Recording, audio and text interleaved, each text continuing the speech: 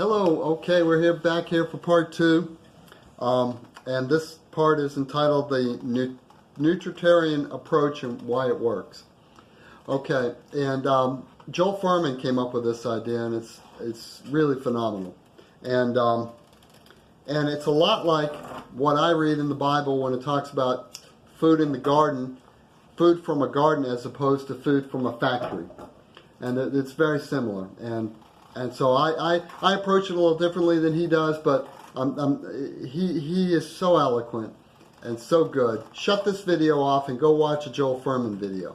And it was my lucky day when I came upon Joel Fuhrman. And just this last month, he's putting out amazing videos. And he's doing some amazing work, and it really helped. It'll really help. It's Dr. Joel Fuhrman, yeah.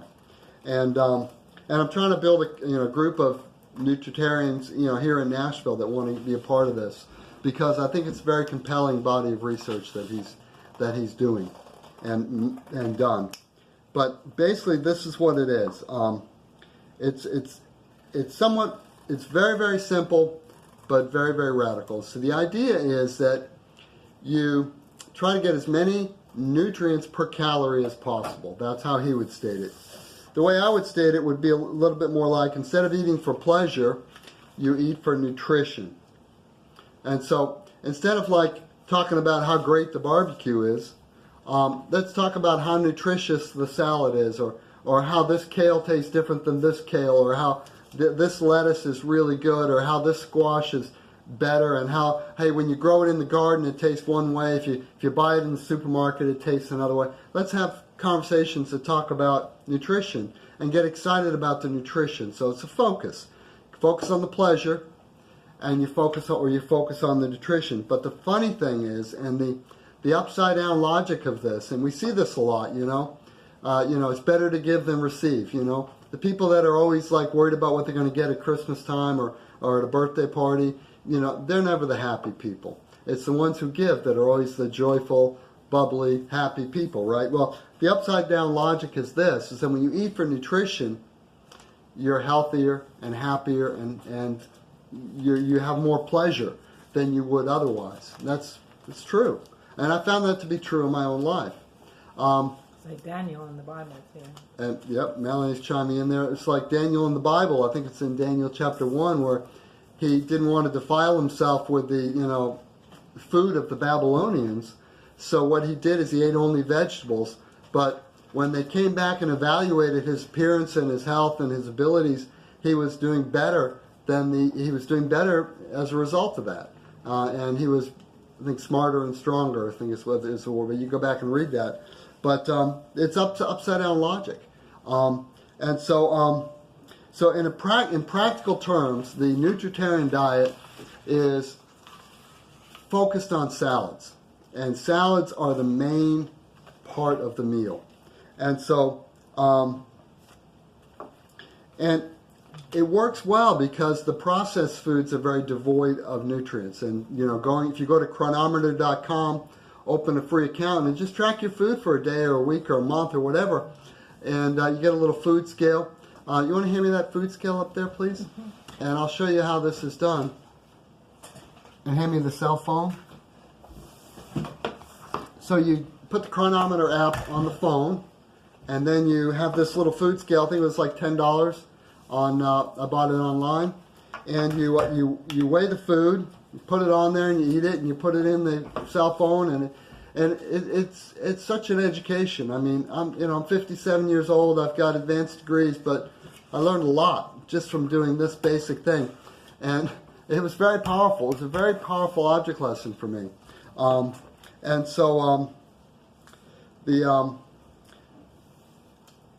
so you'll see the manufactured factory foods and the garden foods and the huge difference. And then you just start eating for nutrition and try to maximize your nutrition. Go, instead of for pleasure, go for nutrition. And it might take some time. Persevere with it. It might take a few days for you to really start feeling the pleasure. But I tell you, I was waking up every day in pain. The arthritis in my back and my knees and in my hands, that's the opposite of pleasure. Being in pain all the time sneezing all the time, runny nose all the time. That's not pleasure. I mean, I might enjoy the food for like, you know, to inhale 1,000 calories, I can do that in about 5 minutes. And so 5 minutes of really great pleasure, and then I feel awful. I'm on the couch, I've eaten too much, and then my joints and my, you know, all my ailments start coming back with a vengeance. You know, the net pleasure there, folks, was negative when I was living that way. So open your mind to that. I know it's a challenge. I know it's very counterintuitive and countercultural and all these things. But the soils these days are totally devoid of nutrients. So maybe your parents and grandparents could eat this way and not be as bad off. But as the human populations increase and as modern agriculture has been deployed on our fields and our farms, we've seen the nutrition in the food go down drastically. So like one apple in 1930 had more calories than like 30 apples that we eat today. I've heard these types of comparisons, and I don't have all the specifics, but it's going down, folks. I'm telling you, it's going down. And so it's really important to really load your body with nutrition. And some amazing things will happen when you start doing this. First of all, you won't be physiologically hungry anymore. Because the reason I was going to the fridge all the time and eating until it hurt gaining so much weight is I was physiologically hungry. My body was saying, hey, we need more nutrition, get more food. And these bells were going off in my head, and I was just never satisfied with what I ate. And it doesn't have to be that way. And I didn't understand that. I wouldn't have believed it if you had told me that. If I was watching this video 5 years ago, I would have thought this guy's crazy. But try it. I mean, I'm not selling you anything. You don't have to send away or buy anything or give me your credit card. I don't want any of that. I'm doing fine. I'm just sharing this because it helped me, and I want you to be blessed like I've been blessed. And I want you to be a part of the wonderful, thriving community around this. So basically it comes down, you know, there's a few things I want to add to this. One is water. You see me drinking this water. I don't eat until later in the day. And I drink a lot of water when I'm not eating because I'm not hungry. I only eat when I'm hungry. And the way I know I'm hungry is I don't have a selective appetite. I'll eat anything. So I know I'm hungry when I'll eat, when that kale looks so good, I'll eat the whole thing. So kale's 99 cents right now at the supermarket. And for organic kale, and I'll eat a whole bunch of the kale. And, you know, I don't know anyone else who does this, but it's wonderful. It tastes so good. I mean, I was sitting there eating my kale yesterday. I was like, wow, this is so good, this kale. And I hated kale. I mean, 3 years ago, you couldn't give me a little square of kale and I'd be like choking it down. I didn't like it. And so, but 99 cents at the local supermarket, and they have tons of it. And I'll buy 4 of them, and I'll have one every day. And so when I start eating in the afternoon or the evening, I'll have that kale. And but in the meantime, I'm drinking lots of water because my kidneys need it. And to process all that food, I need water. And so what I do is I have a little countertop distiller. It's a mega home distiller. And it looks like a coffee machine. I'll take you over there and show it to you. We have some dirty dishes, but don't judge me. So this is my mega home distiller. It creates, oh, sorry, we'll get it in the frame here. So that's it right there. So that machine I fill up with water, and then it drips into here. It takes about 4 hours, and I have great water. And then I put it into these bottles right here and take it with me wherever I go. I try to stay away from the plastic bottles. Like when I go to the pool, I use the plastic, but and sometimes when I'm out and about, I'll use plastic. But I generally try to stay with the glass bottles. But having good water is important because, and you can add minerals if you're worried about minerals, but I don't think that really matters because the minerals in water generally aren't absorbable. They're not soluble and bioavailable, I think is the word. So tons of really, really good water. And so when I think I might when I have the urge to put something in my mouth, I'll drink a little water, and I try not to slurp it, because that's not good either. And I've been guilty of that on the earlier video, so I got a little help on that. And so having pure water is really important. And then air. Now we don't really understand, we don't think, well, there's plenty of air here. Look, I'm surrounded by air. But no, you're not. In the winter, I will get a lot of colds and flus if I shut the house up. So what I do is at night, I shut the heat off and either shut the vents in on the floor in the room there, or shut the whole system down depending on who else is in the house and who else has to stay warm. And then I crack my window about that much, and I'll do this when it's 10 degrees out, and I have a lot of blankets on the bed, but I'm getting fresh air. And then another way I get fresh air is by running the fireplace. If you look behind me, there's a fireplace. And when you burn wood, all that air goes up the chimney and it creates a vacuum in the house, and all the air gets sucked in under the doors. Is the camera still going? Yeah. It's ticking? Yeah. Okay. And so air is really important. So water, air, and then stress. These are three sort of bullet points here. And we live in a very wealthy society. And if you're into showing people how much money you're making and how rich you are, you're never going to be happy, and you're never going to be without stress, because that stuff creates a lot of stress, and those are lies. I mean, the fact, if you think you're going to be happy with lots of stuff, then you're believing a lie, because we need a certain amount to survive and to thrive on, and then after that, it's kind of pointless. It's kind of like if we had 10 people around this table and I put 20 pizzas on the table. I mean, what's the point in having 20 pizzas when you got so few people? I mean, it's too much. You get to the point of satiation. And I think if we backed off a little on just our material wants and looked more at our material needs, we'd have a lot less stress in our lives.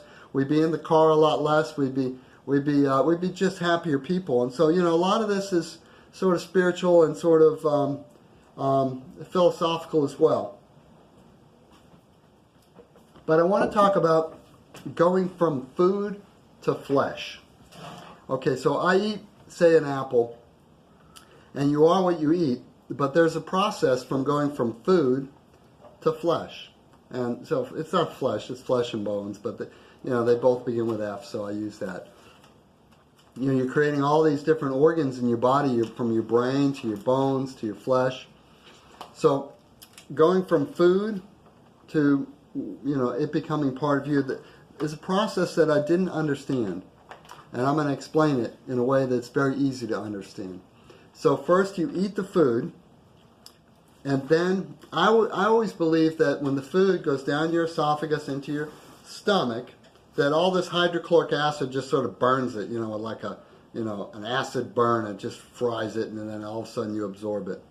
And that's not at all what happens.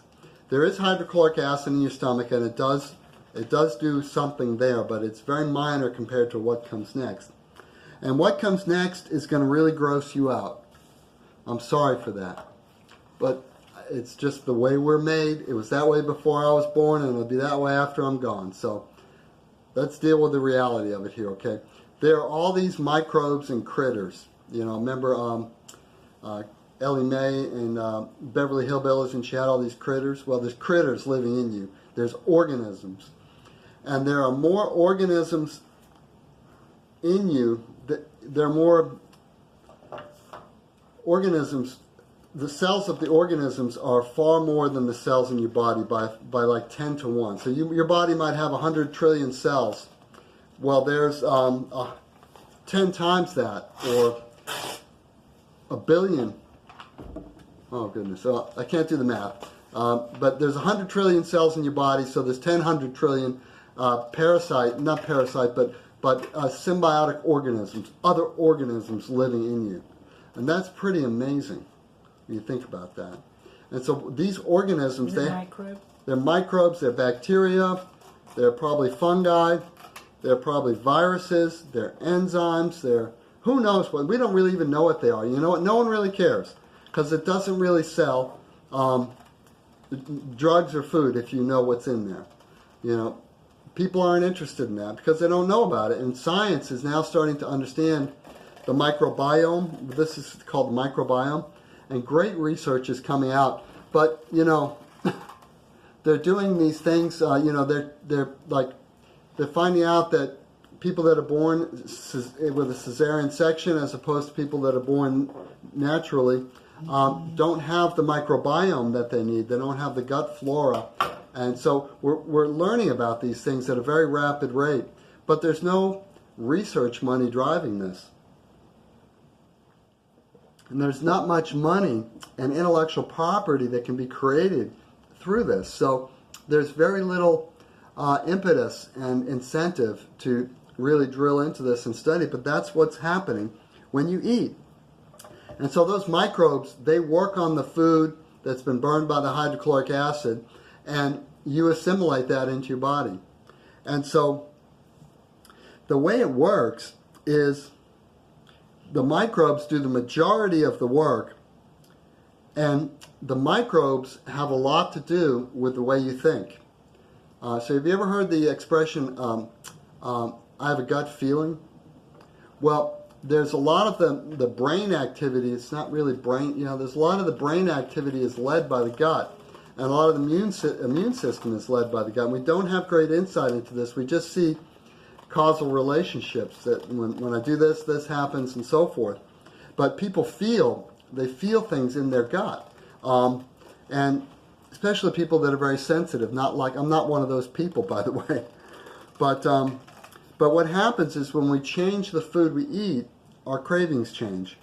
And microbes drive the cravings. And one of the big things to do if you're trying to get healthy is to understand the cravings. And so we have cravings for several reasons. One is because we're physiologically hungry because the food we're eating is not nutritious food. That'll drive cravings. Another thing that'll drive cravings is the gut flora. And so if you're used to eating, and I'll give you an example. One day my wife made this wonderful meal, and I ate this meal, and it was just delicious, and I ate it, and it was great, and I ate until I was full. But every day that month, I had been eating a lot of cornflakes. And, you know, cornflakes are the cereal. And so I would have like 4 bowls of cornflakes every afternoon or every evening whenever I was eating that. And I was eating like a half a box of, you know, this big boxes a day, I mean, tons of cornflakes with milk on it, and drinking that and, you know, eating that. And what happened is I had a lot of gut flora in there that it craved cornflakes. So I had this wonderful meal that my wife had made, and I was full, almost to the point my stomach hurt. But I finished the meal and I said, well, I really want cornflakes. And and it was really not a good, it was really bizarre behavior. I went to the pantry, got some cornflakes, and I ate my normal 4 bowls of cornflakes after I'd eaten that. And so the craving, I could see the craving was being driven by the gut flora there. And that's what that was telling me. So, like for example, I hate kale. I'd never liked kale. But last night, I was away at a raw food retreat in Florida, and I wasn't eating my kale. And I've been eating, you know, one of those things of kale every day. And I was eating all this really rich, good food, and it was all, you know, raw vegan food, and I was learning about health and expanding my horizons and meeting lots of great people. But I went into my room, and I grabbed a bag of kale, just sort of breaking the action there, just at one of the breaks, and I was in a hurry to get back in. So I'm just sitting there sort of in a dark room, you know, shoveling down this kale, and I'm like, this is like a food addict here. You know, this is like an alcoholic. I'm eating kale. And so, but that's because that gut flora was like, where's our kale?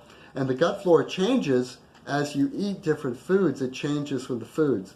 And this is really bizarre, isn't it? But I think if you try it, you'll find out it's true. And I found this to be true in my own life.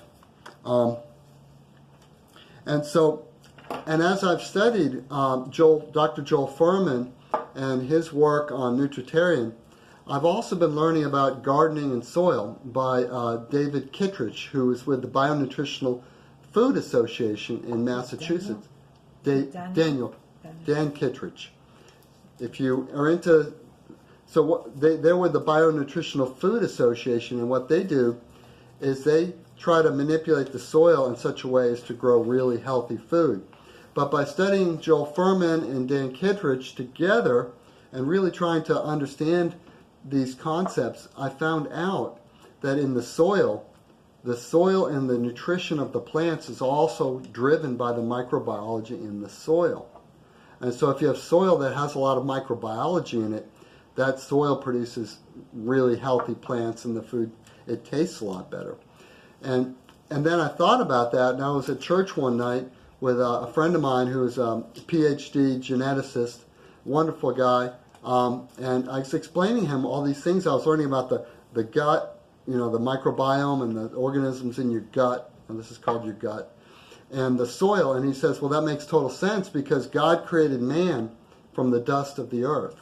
And so the fact that the two work very similarly is pretty amazing. And that was a really groundbreaking inspiration for me to really, it really built my faith in God. What I read in the book of Genesis, right there, he creates him in the garden. He creates man in the garden, but he creates him out of the dust of the earth. And so in like 2 verses, you have so much deep truth that I just missed for many decades and many years in my life. And then when you start to reverse engineer all this, it makes sense. And let me explain. So when you sit down to eat, in most modern societies, we eat a salad. And a salad is full of raw food. And what does raw food contain? It contains microbes. So a salad is full of microbes.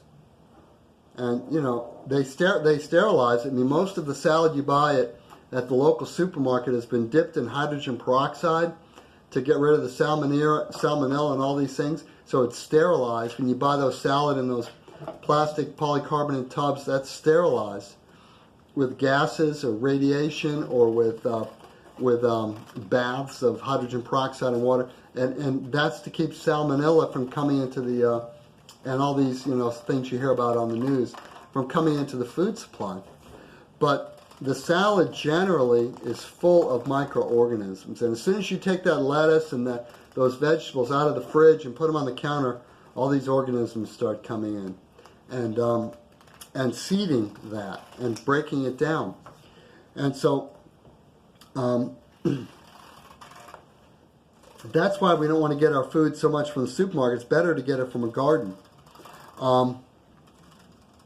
And it's good to leave the produce on the counter for a little while, provided that there's not microbes from 2 things. The 2 things that I know of that I really avoid. One is excrement. So, that's if there's raw sewage around. We don't want those microbes coming onto our food. And we don't want microbes coming onto our food from dead flesh. So this is meat, like chicken, fish, beef, that kind of thing. And the seafoods tend to be the worst. So, if you're in a kitchen where these things are there, and that there are dangers there.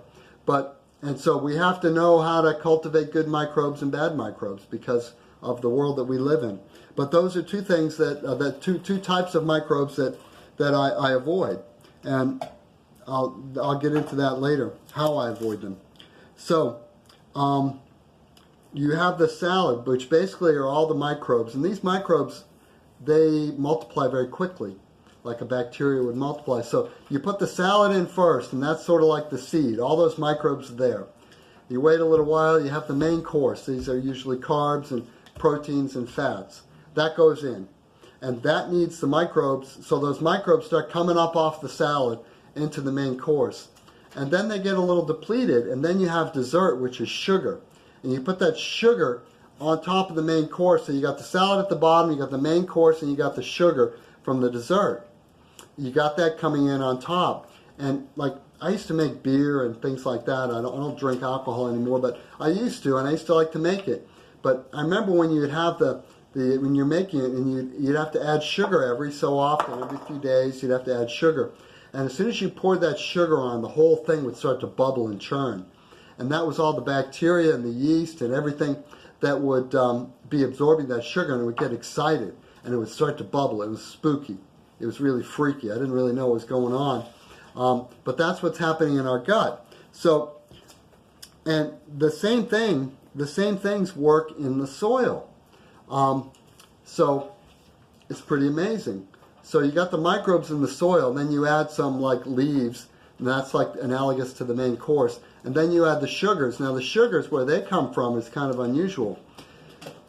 When you, these microbes, they react with the roots of the plants, and the plants put out these sugars called root exudates that the microbes eat, and in exchange for that, the microbes impart nutrition to the tree. But that's how it works in the soil. So when you sit down to eat a meal, don't think about eating a meal.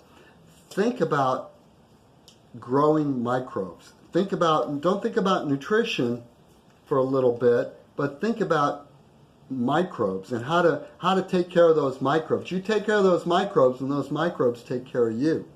And it's a totally different way. So when you're eating a meal, don't think about eating a meal. Think about making a compost potty. A compost potty. Think about making a compost pile in your body. Potty rhymes with body. That's how I arrived at that. But it's a slip, but it's a certain amount of truth in the slip there. So you're making a compost pile. So when you go to your nice restaurant, think, give thanks for the food, but remember you're creating a compost pile in your body. And it's bizarre, but it's helpful, it's instructive. And so when I garden, the same thing is true. When I go out to my garden, and one of the following videos here today will be on the garden. And when I make a garden, I'm not growing plants, I'm growing microbes. You take care of the microbes, and the microbes take care of the plants through the process of the plant exuding root exudates. And there's a lot of lovely work by Elaine Ingham and Daniel Kittredge. You can watch videos all day long on this, and I have. And I've learned a tremendous amount. And also, who's the fellow up in Seattle that I like? Paul Gauci. Paul Gauci. And there's so many great things happening. But that's, I think, the end of part 2. And is there anyone else has any questions? How did you spell Paul Gauci? Because people might want to look. Gautschi. Yes. And he's doing amazing work on this particular thing. And Dan Kittredge up in Massachusetts, and Elaine Ingham, I think she's out west. Wonderful people, wonderful work they're doing. But that's basically a summary of the Nutritarian diet. So it's about nutrition, and it's about growing microbes, and so it's really a totally different way of thinking about food and about how to get nutrition. But I just really encourage you to think about the net gain of pleasure, the pleasure of eating versus the nutrition. So eating for pleasure, eating for nutrition, not eating for pleasure. And what you'll find is that you'll have more pleasure when you eat for nutrition. I think that's it's very upside down logic, but I've really found it to be true in my life. I used to be in pain all the time. Sinus pain, back pain, knee pain, hand pain, neck pain. It used to hurt to do this. And that's all gone. And I have to write down this list and read it in a video, a list of all the things that were wrong with me. And I'm much older now, and I feel much better than I felt in my 20s. Athletically, I'm doing things that, and so that feels good. That there's a lot of pleasure in that, and that pleasure the net pleasure from eating a nutritious diet far outweighs the little short window of pleasure we get from just overindulgence and eating the wrong things at the wrong times and the wrong ways. So thanks for watching part 2. We'll fire up part 3 here in a few minutes. Thanks for watching. Over and out.